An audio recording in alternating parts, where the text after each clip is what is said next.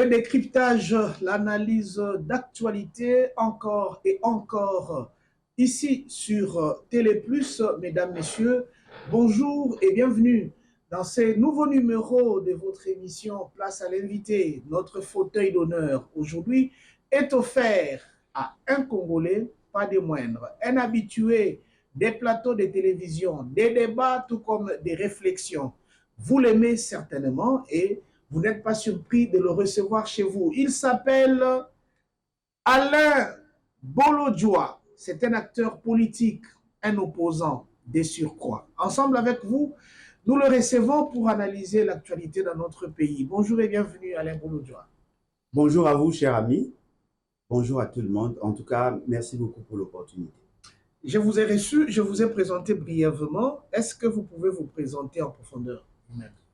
Je ne sais pas si je peux y arriver, mais je vais tenter de faire quelque chose. Alain Bolodjoa Ibola, c'est mon nom. Je suis chercheur en économie de développement et développement durable, auteur du livre Forêt congolaise, conflit nébuleux d'objectifs écologiques et économiques, édité par Harmattan. Je suis le coordonnateur de la nouvelle classe politique de l'opposition, qui est un regroupement de partis politiques et des associations. Et je suis le président national du parti Levons-nous et Bâtissons, en abrégé les BAT. Voilà. Bien.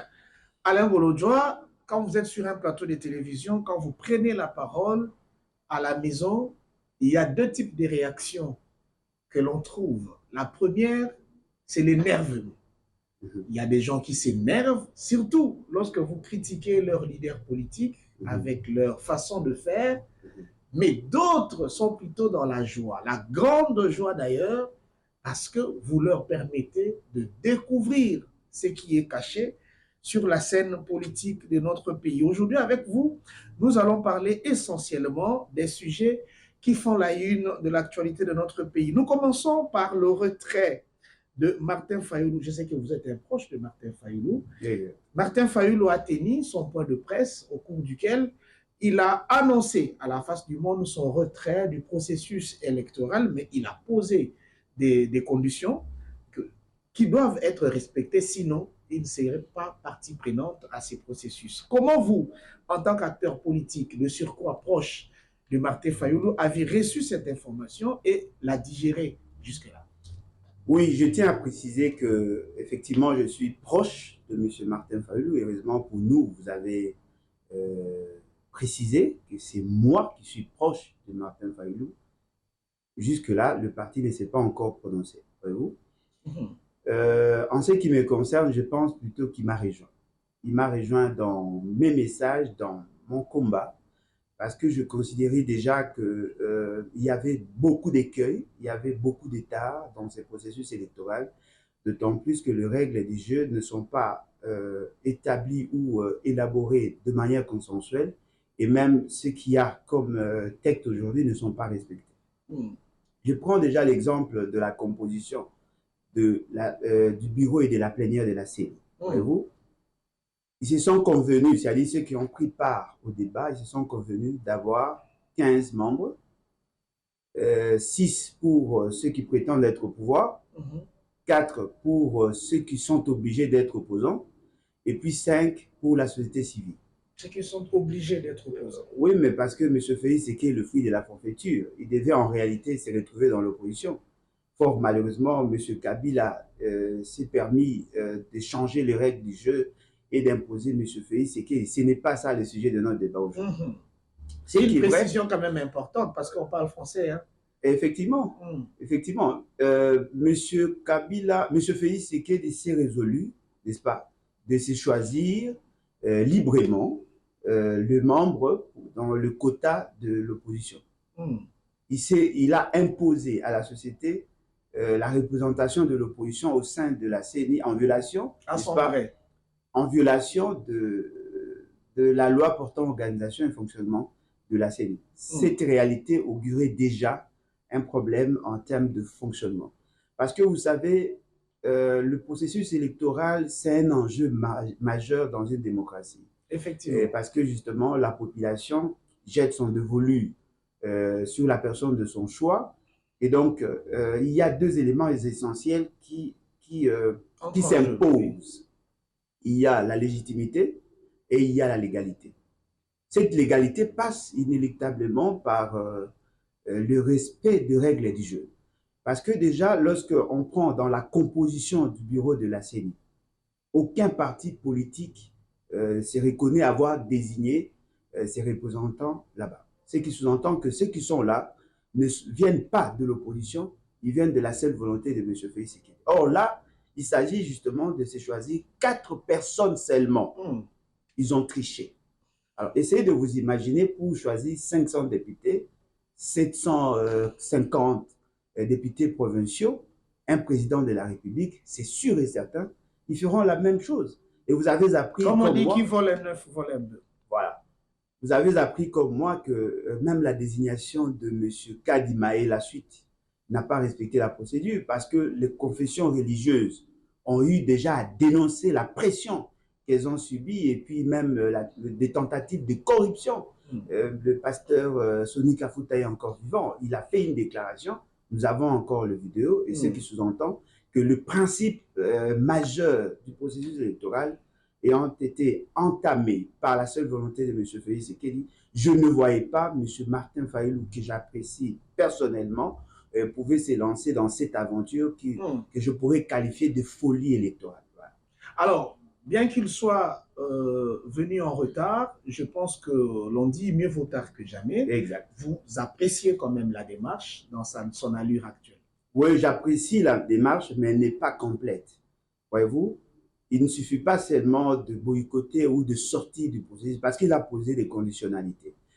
Pour arriver à atteindre ses objectifs ou les objectifs partagés par notre société, par notre population, qu'il faille aussi de son côté, n'est-ce pas, mettre en marche un plan B. Ces plans B, c'est justement changer les rapports de force sur le terrain pour imposer à M. Félix Tshisekedi ou sinon au système de revenir dans le bon sens. S'il n'arrive pas à mobiliser la population, s'il n'arrive pas à changer la donne, à renverser la tendance, eh bien, il risque de faire les lits pour M. Félix Tshisekedi. Voilà. Entre-temps, Alain Boulodjoa, d'aucuns pensent que l'attitude et la décision de Martin Fayulu serait qualifiée d'une fuite en avance. Vous pensez que c'est le cas? Bon, certainement que cette analyse biaisée ne pourrait venir que de ceux qui sont au pouvoir. Fuite en avance par rapport à quoi? Parce que les gens pensent que le processus électoral commence par le vote. La désignation de membres du bureau, ça a été fait il y a bien longtemps.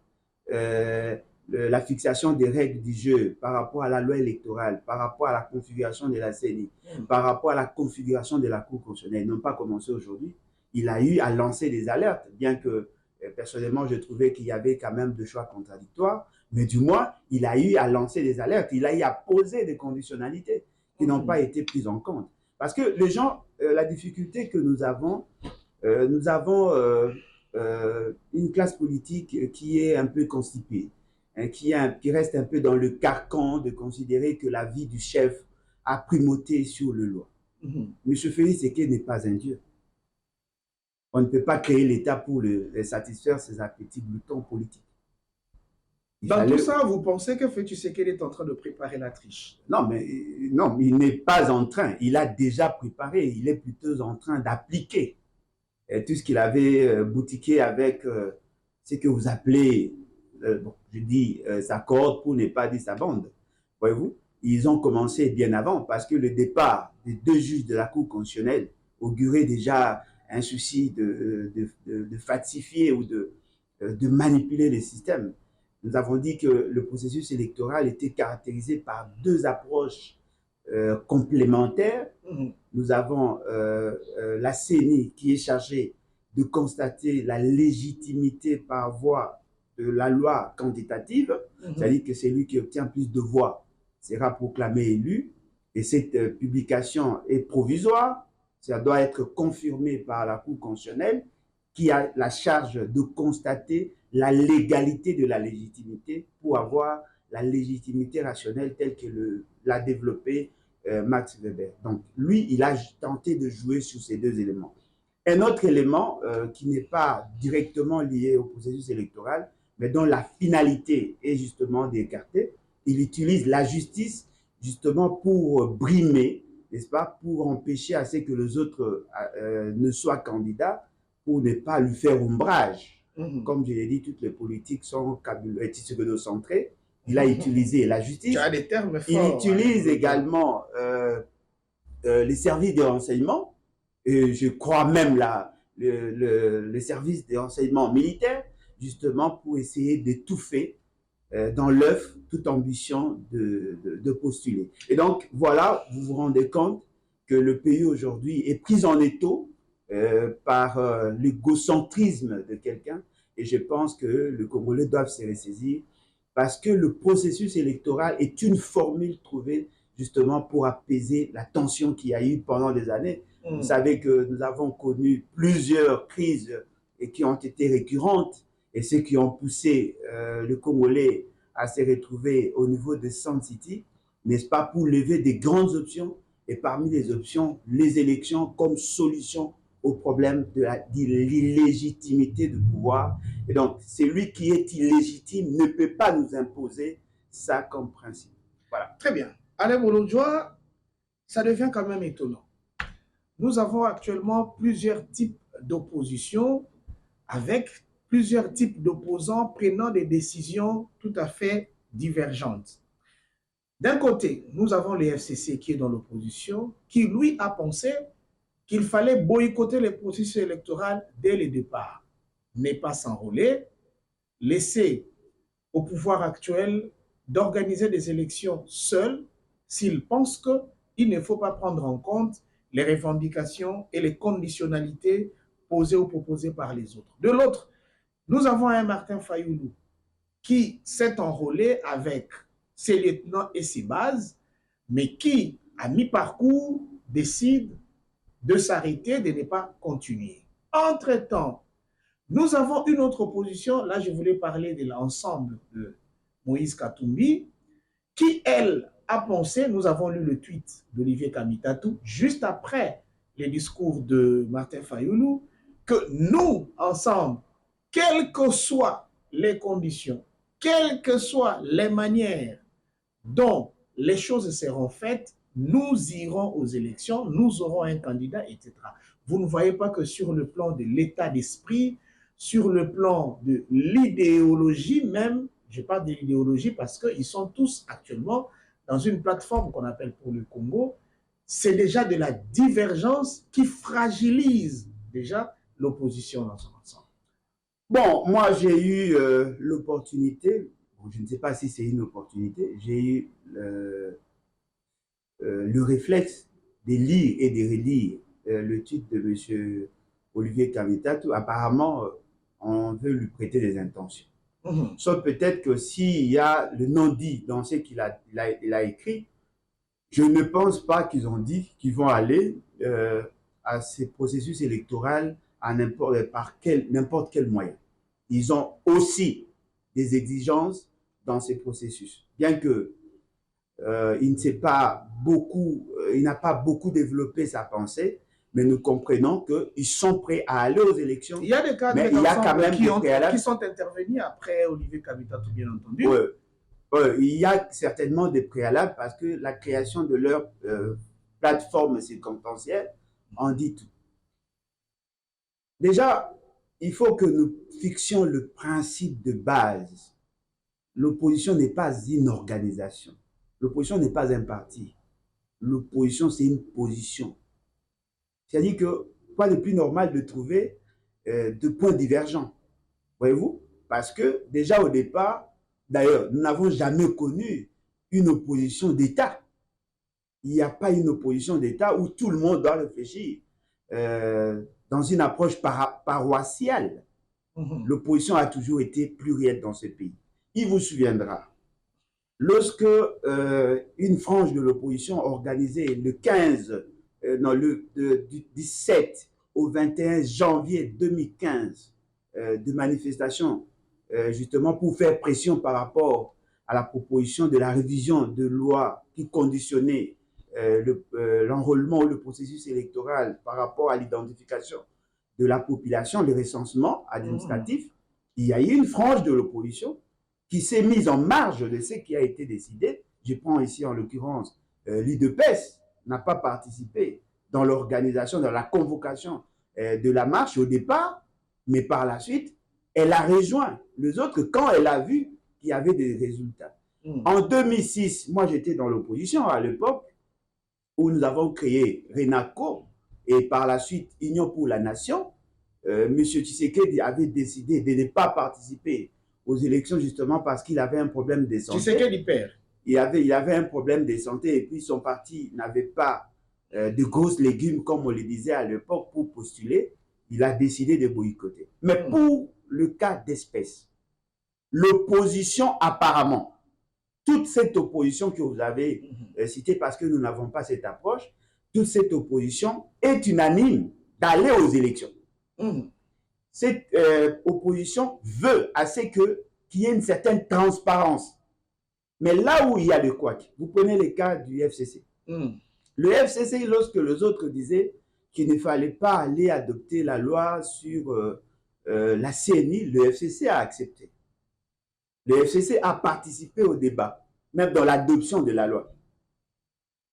Lorsqu'il s'agissait de parler de la loi électorale, le FCC a participé dans une certaine mesure, bien que nous avons appris par la suite qu'ils n'ont pas voté pour cette loi, mais le FCC a participé. Quand est-ce qu'il y a eu de couac?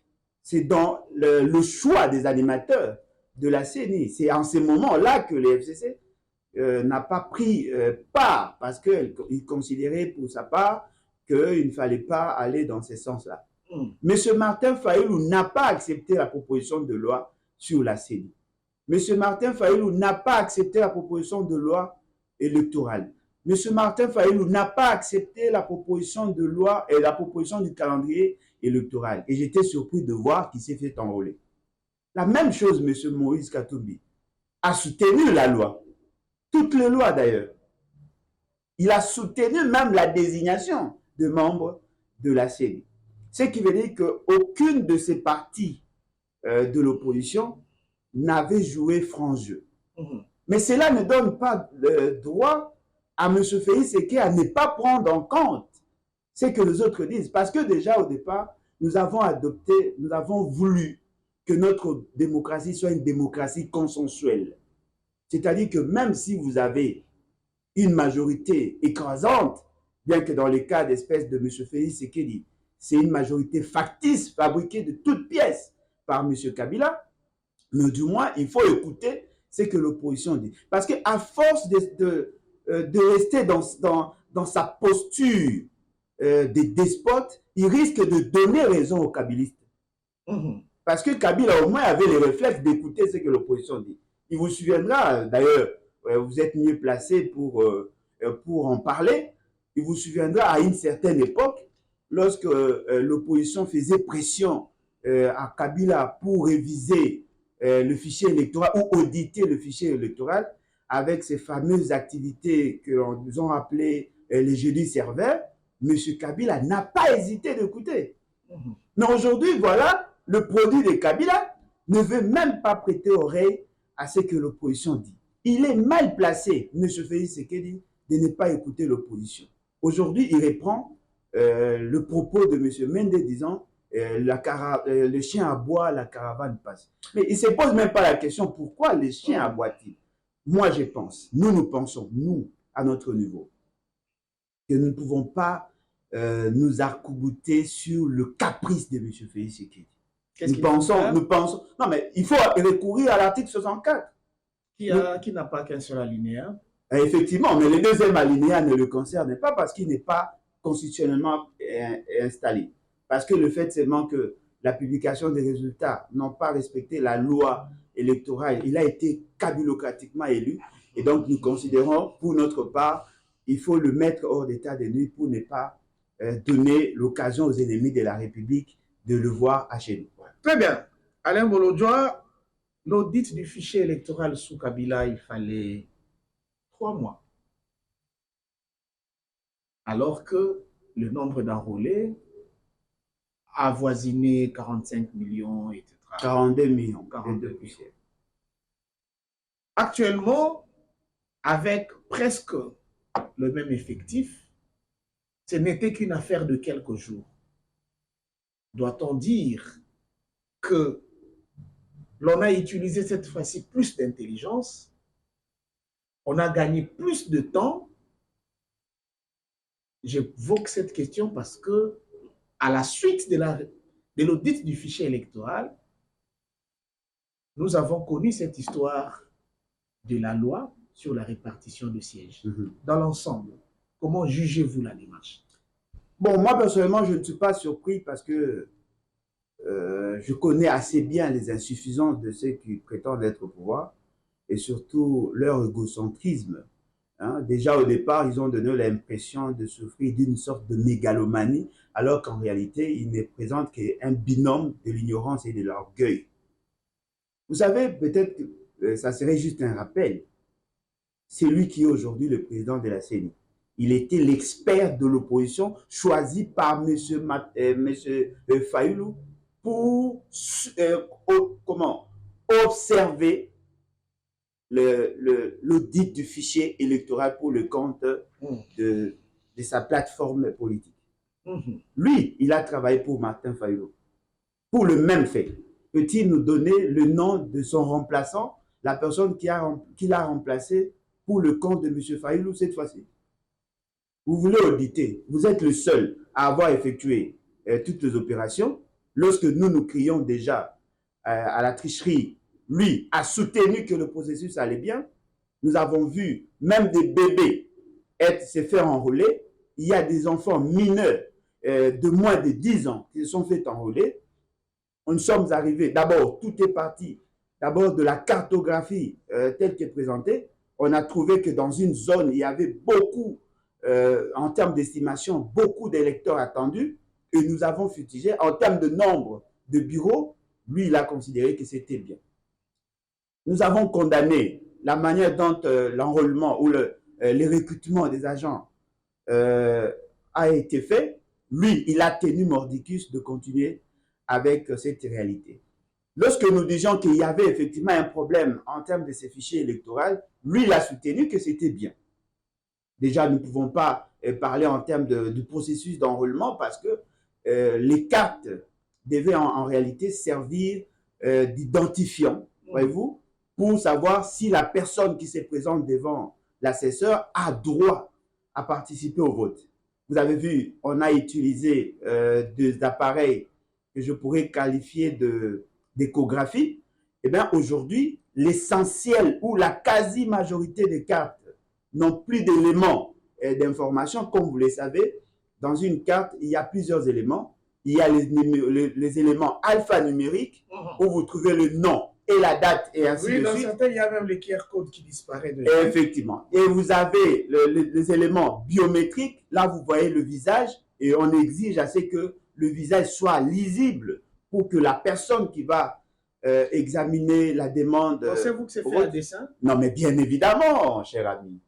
Bien évidemment. C'était fait à dessein justement pour faire en sorte que ceux qui se feront enrôler avant ne puissent plus avoir la possibilité d'aller voter. Ce qui a fait que, comme ils ont commencé par Kinshasa, l'essentiel des cartes ne vont pas servir. Le jour du vote, il y aura certainement de contestations parce que les gens ne seront pas en mesure de voter. Qu'à cela ne tienne, par rapport à votre question, on vous dit qu'ils ont fait appel à des experts et ils sont tombés à extirper 2 millions d'enrôlés sans qu'il y ait contre-expertise. Seul M. Kadima et sa cohorte qui ont une idée sur ce qui a été fait. On ne nous a pas certifié la capacité ou sinon les aptitudes de ceux qui sont présentés comme des experts. On nous a dit qu'ils auraient lancé l'appel d'offres. Et ce qui est surprenant, ce sont eux qui se sont décidés. Personne n'a participé pour faire le contre-expertise. Aujourd'hui, on nous a présenté un fichier toiletté. La question que nous devons tous nous poser, 2 millions avec quelle cartographie? Parce que le plus grand problème a été observé au niveau de l'espace Kassai. Il vous souviendra qu'on a trouvé des gens avec des machines d'enrôlement et des cartes vierges dans le véhicule de privé, qu'est-ce qu'ils ont fait de tous les restes? Ce qui est très grave, en mon sens. Vous trouvez le cas, par exemple, de Kwamoutou. On vous dit ils vont commencer à s'enrôler ou à lancer l'enrôlement d'ici la fin du mois. La loi est déjà adoptée, la loi attend à être promulguée, mais en même temps, on continue avec le processus d'enrôlement. Supposons alors qu'il y ait plus d'enrôlés que les prévisions. On va faire comment pour Kwamoutou?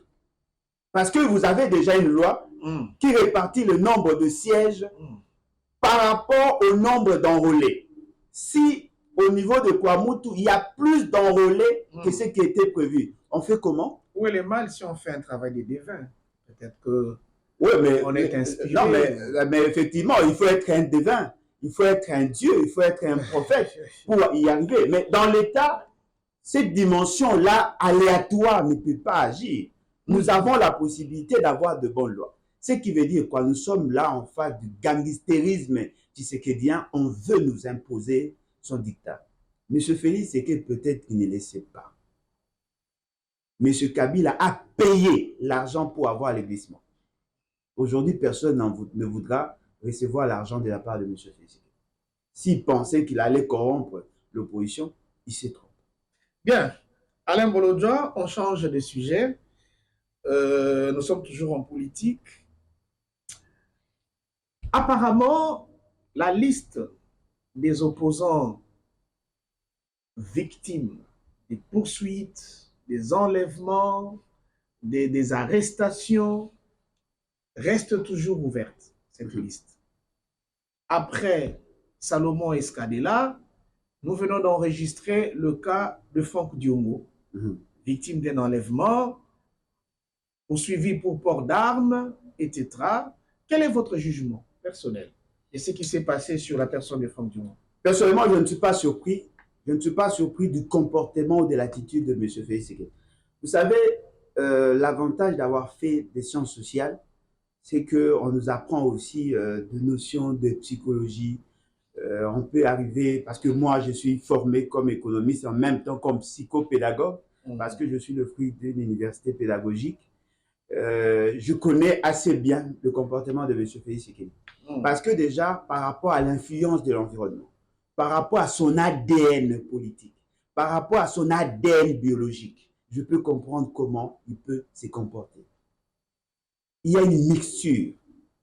C'est-à-dire que, étant un ancien moboutiste, étant le fruit du kabylisme, il a fait une mixture pour avoir le fascisme. C'est ce qu'on appelle le dépotisme patenté. C'est-à-dire que pour moi, M. Félix Tshisekedi ne me surprend nullement. Il veut s'imposer. C'est-à-dire qu'il veut faire voir à tous ses anciens amis et même à ses futurs ennemis que c'est lui qui a le pouvoir plénier, c'est lui qui décide. Parce qu'il est dans une approche traditionnelle du pouvoir. Il peut vous faire arrêter justement parce que vous avez beaucoup de cheveux.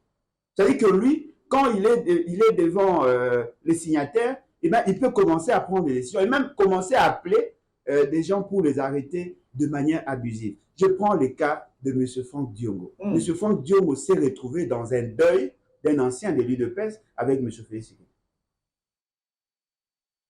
Peut-être vous ne le savez pas. Il est sorti du deuil. Les médias. Ah, voilà. Il est sorti du deuil, du lieu du deuil, et il a été pourchassé pratiquement par le service. On a mis la main sur M. Franck Diongo. Et après, ils ont trouvé l'arme. Mais quelle était la première raison pour qu'il soit arrêté? Parce que l'arme, vous avez trouvé dans le véhicule. Je ne pense pas qu'il s'est promené avec l'arme sur son corps. Certainement que c'était dans la voiture. Vous dites que vous avez trouvé l'arme. Mais quel était le mobile, la raison première pour qu'il soit arrêté? C'est pendant que vous l'arrêtiez que vous avez trouvé l'arme. Et l'ordre est venu du colonel de M. Félix Tshisekedi. Kasongo Longangue du camp de Fungula. C'est lui qui a donné l'ordre qu'on arrête Franck Diongo. Oui, c'est venu de M. Félix Tshisekedi. Parce que tout ce qui s'est fait ici, ça doit venir de lui. Sauf peut-être s'il n'a pas la maîtrise du personnel mis à sa charge. L'ordre venu de M. Félix Tshisekedi pour arrêter M. Franck Diongo. Vous dites qu'il détient une arme. Mais la question que vous devez commencer à vous poser, est-il interdit aux Congolais de porter des armes? C'est ça la meilleure des questions. Parce que s'il a le droit de port d'armes, moi j'ai vécu dans une maison où mon papa avait une arme. C'était un civil. La loi n'interdit pas aux civils de porter des armes. Mais la loi réglemente le port d'armes. Il peut avoir le permis de port d'armes. Et Franck Diongo était dans toute légalité. Voilà, ce qui veut dire que la raison première qui a poussé à son arrestation ne peut pas se justifier. Parce que porter une arme n'est pas interdit. Ce qui est interdit, c'est de porter une arme sans avoir l'autorisation. Il en a l'autorisation. Qu'est-ce qu'ils attendent pour le libérer? Ils cherchent maintenant un autre dossier.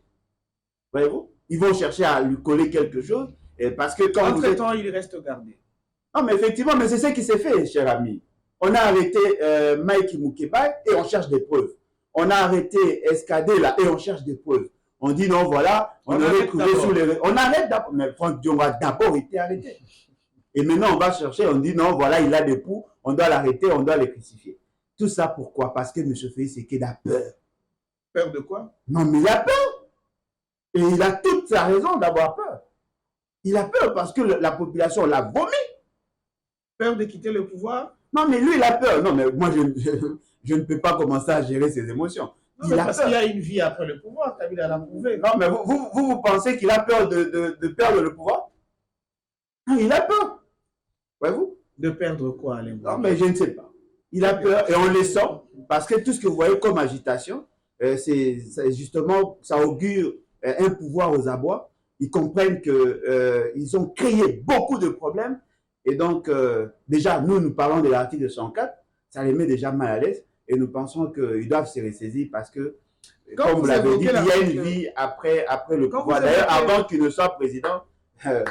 Quand vous évoquez l'article 64, est-ce que vous n'avez pas peur ni honte à partir du moment où Félix Tshisekedi gère la majorité dans ce pays, il a la majorité au Parlement, et s'il faut multiplier le nombre des électeurs, de tous ceux qui constituent aujourd'hui l'Union sacrée, il en sort que vous n'êtes que minoritaire. L'article 64 va être appliqué face à une majorité, Alain Bolodjoa. Ça, ce n'est pas une miscalculie.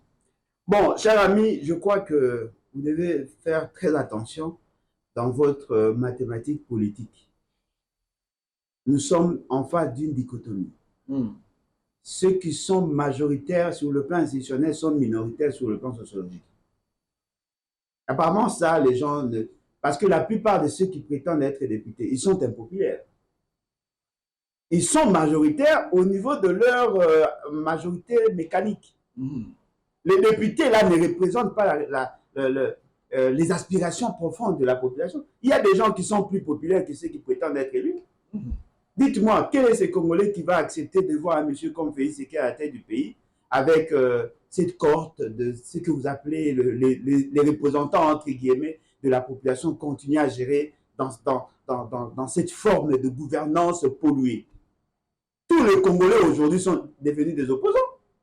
Vous serez surpris même au sein de l'UDPS. C'est-à-dire que vous êtes en face d'un produit impropre et avarié, impropre à la consommation. Ce que vous appelez union sacrée n'est pas désiré pour elle-même. Les gens ont besoin de la signature de M. Félix Tshisekedi. Il suffit seulement de voir. Peut-être vous n'avez pas senti dans le propos de chef MG, il vous dit que même l'armée est divisée. Ouais. C'est aussi l'une des questions. Même l'armée est divisée, la police divisée, les services divisés, la population divisée et la personne qui a créé. Parce qu'aujourd'hui... Il a insisté même sur la dépolitisation de l'armée. Non, mais il doit commencer par lui. Ce qui est vrai, M. Félix Tshisekedi aujourd'hui apparaît comme une force fictive. Ce qu'on appelle en physique la force centrifuge. Il est en train d'éloigner le Congolais de l'essentiel. Il fallait qu'on soit à côté du noyau, dans l'unité nationale. Il est en train de nous éloigner de l'essentiel. Ce qui veut dire que personne de Congolais ne peut accepter d'avoir un monsieur comme ça à la tête du pays. Ouais. Bien, Alain Bolodjoa, vous êtes économiste. Il ne serait pas intéressant de terminer cette émission sans évoquer une question liée à l'économie. La montée vertigineuse du dollar inquiète. lorsqu'on pose la question à nos compatriotes du pouvoir, ils évoquent plusieurs raisons, entre autres la COVID-19, qui a dérangé les économies du monde, de la RDC. Aussi, ils évoquent le conflit russo-ukrainien. Il y a des importations que nous ne pouvons pas faire, ce qui cause des crises, des pénuries à gauche, à droite, et l'impact, la non-maîtrise de l'inflation. Allez, Bolodjoa, pourquoi $1 doit s'échanger à 2410 francs aujourd'hui? Si vous allez à Bandal, c'est à 2415. C'est-à-dire que ça varie selon les milieux et selon la demande. La fluctuation de la monnaie, c'est le reflet d'un déséquilibre au niveau du marché monétaire. Ça, ce sont des ABC que tout le monde est supposé connaître. C'est-à-dire que si vous avez dans un espace économique une forte demande en devises et que le marché n'arrive pas à éponger cette demande, ça crée un déséquilibre. Parce que la raréfaction de quelque chose crée sa valeur. Vous allez tous comprendre que les devises aujourd'hui sont désirées justement pour importer. Pour que nous arrivions à avoir ces devises, soit on recourt aux exportations, ou soit il y a un appui sur la balance des paiements qui vient d'ailleurs, ou un appui budgétaire venant des institutions extérieures, ou sinon dans les cas d'espèce, des institutions de Bretton Woods. L'État congolais produit dans ces pays. Pour comprendre la fausseté de ceux qui disent, allez plutôt consulter la Banque centrale en ce qui concerne le PIB, le taux de croissance démographique et le taux de croissance économique. On vous dit qu'il y a croissance économique. C'est-à-dire que l'État congolais a plus produit qu'avant. On vous dit que les réserves d'échange sont plus importantes que ce que nous avons connu hier. C'est-à-dire qu'il y a des matelas de devises à la Banque centrale et on nous chantait ici de 3 milliards 500 millions, un record que aucun gouvernement n'a pu atteindre. Mais si vous sentez que sur le marché, il y a la raréfaction des devises, mais le rôle des réserves, c'est quoi? N'est-ce pas de prendre ces devises et de les injecter pour trouver un autre point d'équilibre? De plus de 3 milliards 300 Ah, mais effectivement, mais c'est ça le rôle des réserves d'échange. C'est-à-dire que si vous êtes dans une situation de déséquilibre où l'offre et la demande, il y a eu fluctuation, où il y a eu, il y a eu déplacement de la courbe, en règle générale, par le mécanisme d'adjudication, on ouvre le marché, on invite le banque commercial à venir racheter à vil prix les devises pour répondre aux besoins des importateurs. Là, vous évoquez les principes économiques objectifs ou subjectifs. Est-ce que vous réfléchissez comme un opposant? Non, mais j'ai dit juste là que tout économiste non, mais ça s'apprend en deuxième graduat, cher ami. Il y a des étudiants qui nous suivent. Face à un économiste de l'Union sacrée, vous avez raison. Non, mais pourquoi de l'Union sacrée? Face à un économiste tout court. Non, peut-être. Je sais, après cette émission, on recevra certainement des appels. Non, mais un économiste dirait, mettez-moi en face d'Alain Bolodjoa. Non, mais mettre en face de lui, pourquoi faire? Pour débattre sur les thèses. Qui se mettent d'abord en face de la réalité. À quoi ça sert les réserves d'échange? Bien. C'est justement pour résoudre ce problème. Fort malheureusement, nous sommes en face d'un mensonge grossier. Ces réserves-là n'existent pas en réalité. Parce que s'il y avait des réserves d'échange... Il existe quoi à la place? Non, mais il y a un vide. Parce que s'il y avait des réserves d'échange, on allait injecter. Parce que c'est la demande. C'est la demande qui a augmenté ou l'offre a baissé. Ce sont les deux éléments qui doivent justifier. Lorsqu'on vous dit la guerre en Ukraine ne peut pas directement avoir une incidence sur notre monnaie, d'autant plus que pour certaines économies, il y a une certaine stabilité. Si nous dépendions directement, soit de l'Ukraine ou de la Russie, on allait ressentir dans le PIB. C'est dans l'économie réelle qu'il faut que nous sentions ça. Aujourd'hui, les recettes des entreprises ont augmenté, c'est ce qui justifie même l'augmentation des recettes publiques. On nous dit que nous avons un budget de 16 milliards parce que justement, il y a une croissance économique qui justifie cela. Alors, comment pouvez-vous avoir la croissance économique, avoir des réserves d'échange et avoir une monnaie qui fluctue? Donc, c'est les jours et la nuit.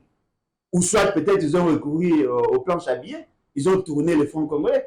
Parce qu'il faut qu'il y ait une augmentation soit de francs congolais ou une diminution des devises pour justifier la fluctuation au niveau du marché. Très bien. Alain Bolodjoa, nous sommes à la fin. Vous avez 30 secondes pour dire votre mot de la fin.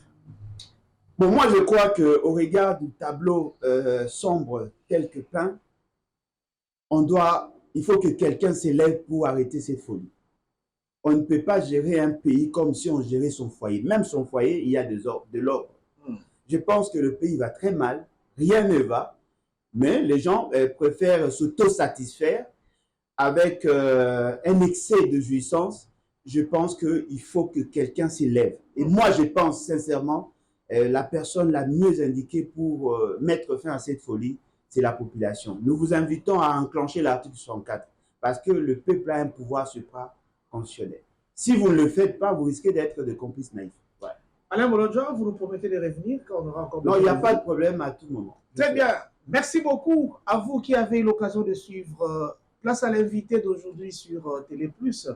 Merci à toute l'équipe technique, Christian, Kingo, Gauthier Yanfou. Merci à vous. Merci à Alain Bolodjoa qui était notre invité d'aujourd'hui. Alors, nous prenons rendez-vous à une prochaine émission. Bye bye.